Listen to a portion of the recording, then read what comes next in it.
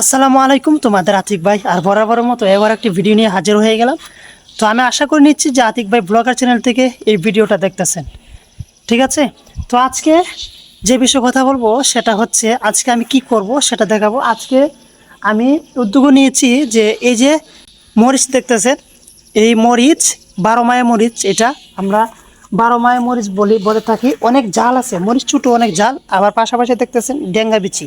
তো আজকে ভিডিওটা হবে ডেঙ্গা বিচি এবং মরিচের বিচি একসাথে একত্র করে আমি ছিটিয়ে ওই যে দেখতেছেন যে জায়গাটা যেটা আমি আঁকড়ে নিয়েছি, অর্থাৎ কোদালতে কুবিয়ে নয়, আমি আমার যে হাতিয়ার আপনারা দেখতেছেন যে এটা দিয়ে মূলত আমি এইভাবে যে দেখতেছেন না, এইভাবে উল্টো উল্টো করে নিয়েছি। পাস এতে যথেষ্ট, যেহেতু এটা কিন্তু বালু মাটি, মানে মাটি না, মানে রাবিশ আর হচ্ছে বালু এড করে, আপনি দেখতেছেন রাবিশ আর বালু এড করেন।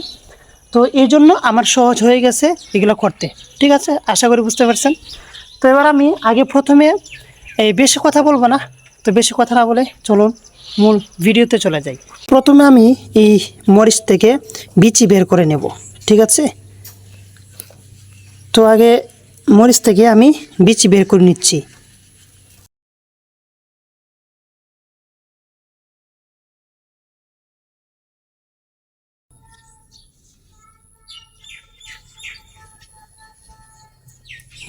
তো আমার হয়ে গেল, মরিচ থেকে বীজ আলাদা করে নিলাম, ডেঙ্গা বীজের সাথে অ্যাড করে নিলাম।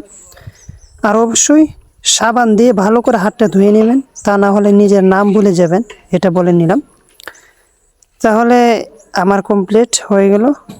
তো এবার চলেন জমিতে যাই। তো আমি শুধু এভাবে মিশিয়ে ফেলে দেব না, আমি এটার সাথে আর একটা জিনিস অ্যাড করবো, সেটা হচ্ছে বালু। তো পাত্রর মধ্যে কিছু বালি নিয়েছি, একদম জুড়ি মাটি বটে, তো একদম গুঁড়া বালু নিয়ে নিলাম আমি, ঠিক আছে। মানে শুকনো বালু নিতে পারেন আপনারা, সব চাইতে সহজ হবে এরকম শুকনো জুড়ি মাটি কিংবা বালু, কিছু বালু নিয়ে নিলাম। এবার আমি ওইগুলোকে ঢেলে দিব, ঠিক আছে। দেখতে পারতেছেন বালুর সাথে আর মাটি যাই বলেন আমি দিয়ে দিলাম। এবার কি করব, আমি ওগুলোকে ভালোভাবে মিশিয়ে নেব, দেখেন।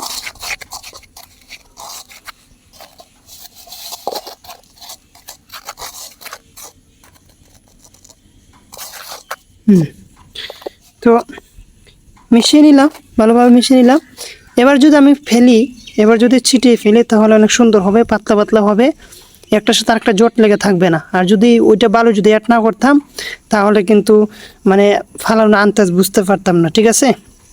এই জন্য আমি এটা আপনাদেরকে দেখে দিলাম, আপনারা যদি এইভাবে করেন তো আমার মনে হয় 100% ভালো হবে। মানে যে অনেকে আছে যে ছিটিয়ে ফেলতে গিয়ে একদম ঘন করে ফেলে, পাতলা হয় না, তো ওই তাদের জন্য এই সিস্টেমটা, ঠিক আছে। আমি তো সিম্পল দেখাচ্ছি, আমি শেখাচ্ছি না, আমি আগেই বলছি আমি কী করে আমি ভিডিওতে দেখাই, আমি কাউকে শেখাই না, ঠিক আছে। শেখাই না, আমি নিজেই পারি না থেকে শেখাবো, ঠিক আছে।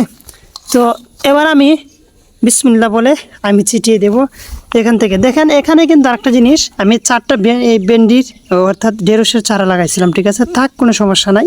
তারপরে বিচি লাগাইলে এগুলো সমস্যা হবে না, বিচি ফেলাই দিলে। তো বিসমিল্লাহ, আল্লাহ তুমি জানো। অবশ্যই ভালো কিছু করার আগে বিসমিল্লাহ বলে নেবেন, কারণ বিসমিল্লাহ বারাকা আছে, অর্থাৎ বরকত আছে। বিসমিল্লাহ।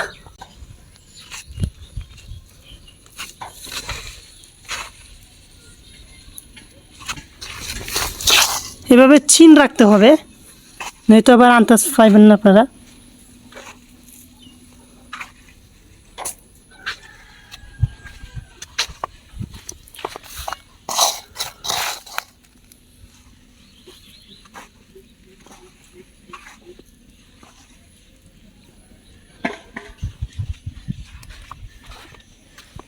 তো আমি কিন্তু দেখতেছেন আমার জুতার পাড়ার দাগ, তার মানে আমি এতটুক ওই লাইন দিয়ে দিয়েছি, ঠিক আছে।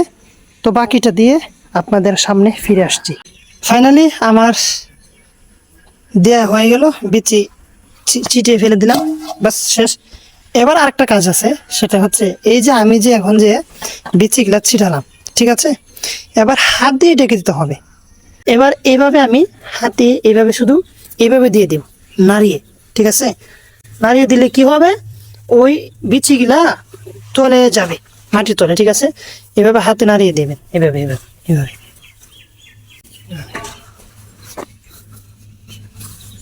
বাস কিচ্ছু করতে হবে না, শুধু এইভাবে নাড়িয়ে দিয়ে রাখিয়ে দিবেন, ঠিক আছে? মাটি এভাবে হাতে নাড়িয়ে দিবেন, দেখবেন বিচিগুলা তলে পড়ে যাবে, ঠিক আছে? তাহলে সবচাইতে ভালো হবে, ঠিক আছে?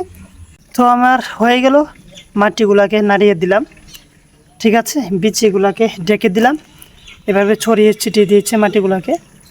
তো এতটুকুই আজকের ভিডিও, যে আমি ড্যাঙ্গা বিচির সাথে অ্যাড করে মরিচের বিচি একসাথে ফেলে দিলাম, ঠিক আছে?